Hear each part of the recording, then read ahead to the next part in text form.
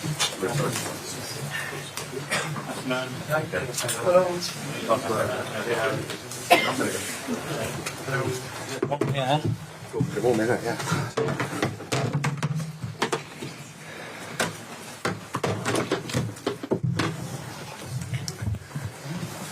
everyone, I don't think there's any German media in the room, but if you do, we have the headphones. If we're ready at the back, we'll kick off with Paul Gilmore from Sky. Thank you. Hi, Mikel. Hello.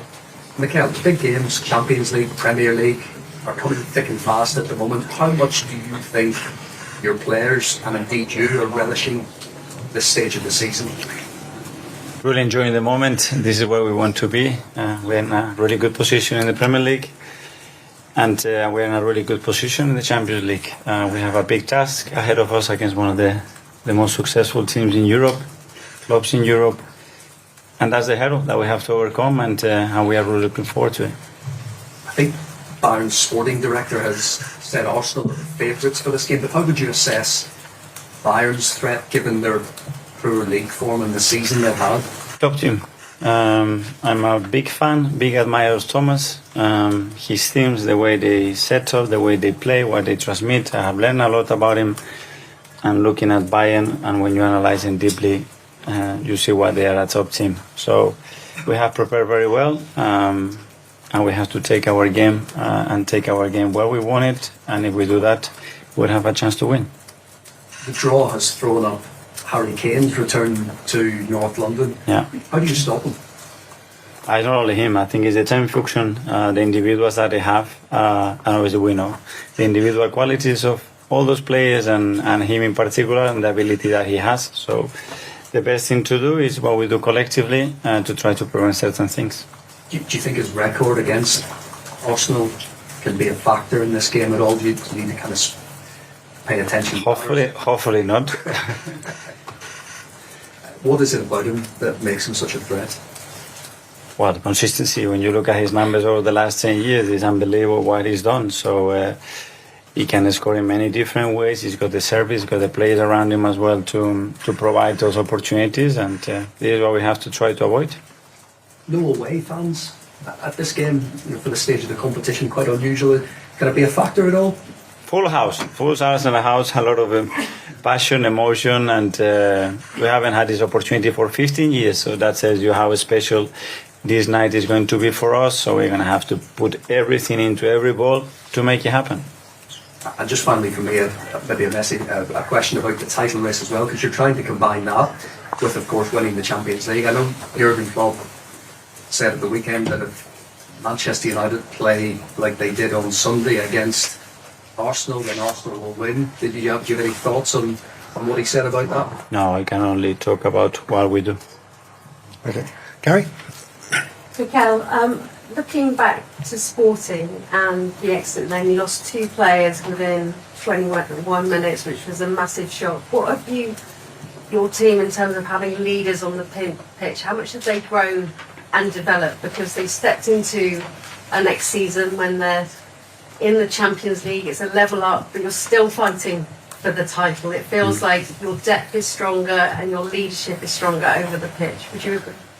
Hopefully we are better. We have learned for sure a lot of stuff over the last few months. I think players have evolved.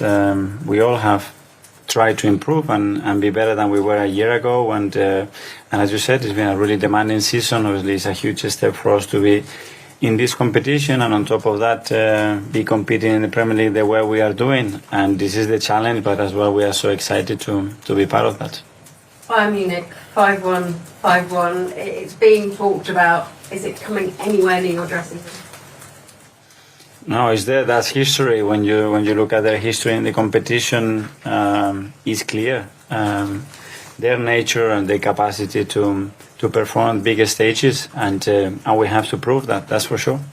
There's always been this consistent belief that your players that have come off the pitch, even when they've suffered setbacks, does that come from the hurt of just not getting over the line last season, or has it come from the training you've been able to put in since you come?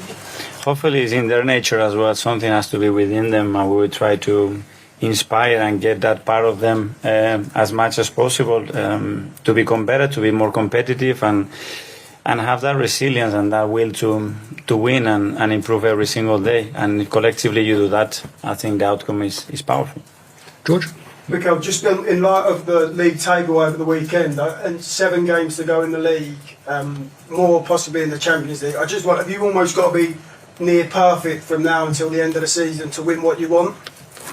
Perfect in football is difficult. You have to be better than the opponent first, and then, when you have the moment, you have to be ruthless. And we've been really consistent and trying to be better than the opponents lately, especially. And we have to carry on doing a lot of the things that we are already doing. But you must feel as a manager now that your team they're looking pretty ruthless, aren't they, and strong? Yes, we are in a good moment, and winning and performing the way we're doing, I think it always helps and bring really good spirits and just be focused on the next match, and tomorrow is a big task, but we are really looking forward to it. And I know you said you're a big admirer of Thomas Tuchel. Are you a little bit surprised at their form of late and where they are in the league, and will that have any relevance on tomorrow night, that their league position compared to Europe? I don't know, the football is such a competitive environment and so difficult to be consistent that this can happen to anybody. James, CBS? Hi, Miguel. Sorry, this is a bit of a niche question, but the Gabriel's block on against Brighton, quite remarkable stat about the proportion of shots you block. It's somewhere like 33%. Is that something you work on? What does it tell you about your team that you're blocking so many of the shots on your goal? Yes, we do work on that, but hopefully it's on the player's nature as well. We can't just allow the teams to shoot in our goals. We have to prevent every possible scenario that occurs before that, and when it gets to that stage, that's the ultimate opportunity before our goalkeeper makes an intervention. So try to control everything that happens in that chain.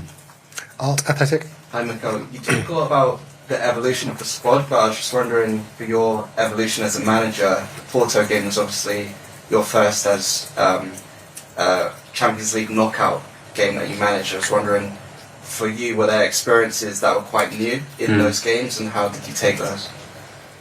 Yeah, but I think that evolution is not in relation to me. My evolution, I would think it would be in many other areas, not just because of our results, but as a club, which is the most important thing. We haven't been in this position 14 years, the opportunity to go through the next stage 15 years. So that's for this club a long, long, long time.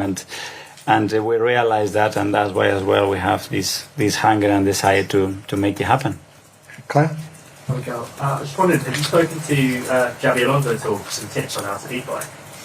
Great question. I'm not going to answer that. Obviously, you, as a player, had lots of deals with Bayern in an Arsenal shirt. I wonder what you think the difference is between back then, because back then it was almost seen as a mismatch. Arsenal couldn't maybe compete, but obviously now, for many people, Arsenal are favourites for this tie. How much of a difference do you think there is from when you were playing and now as a manager? I don't know. I can understand those debates, those opinions. For us, it's irrelevant. We just focus on the performance that we have to put in to beat a top, an exceptional team with exceptional individuals, and just we have to earn every right in the pitch to make it happen and try to win the match. James, ESPN? Hi, Mikel. Bayern have had a bad season by their standards. They've lost 6 league games. They're not going to win the league. The managers are confirmed to be going at the end of the season, but is any of that relevant when it comes to a knockout tie like this? From my side, no. And as well, it's something that we have no say, no control. We don't know, and we just expect all the time the best from your opponent. But against Bayern, against any opponent, against Brighton last week when we play Villa at the weekend, regardless of where they are, you always have to expect that they play in the best possible way and be prepared to overperform them. Because they've faced so much criticism domestically all season, does it, in a way, does it make them more dangerous when they come to a tie like this? Because they've got the know-how, they've been there before. Hopefully not. Hopefully not. And the first leg obviously is at home. How does that change the dynamic of the tie? Is it important to tell the players it's not a 90-minute game, it's a 100-minute game? Yeah, for sure. We know that every knockout stage is like this. The rules have changed as well, and that's very important as well. And you have to be able to manage the game and the scenarios that can occur within those 180 minutes. Anyone here? Yeah. Hi, Mikel.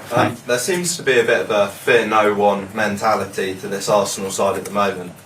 How important is it that you try and take that attitude into the game on Tuesday to really show that you do belong among Europe's elite clubs?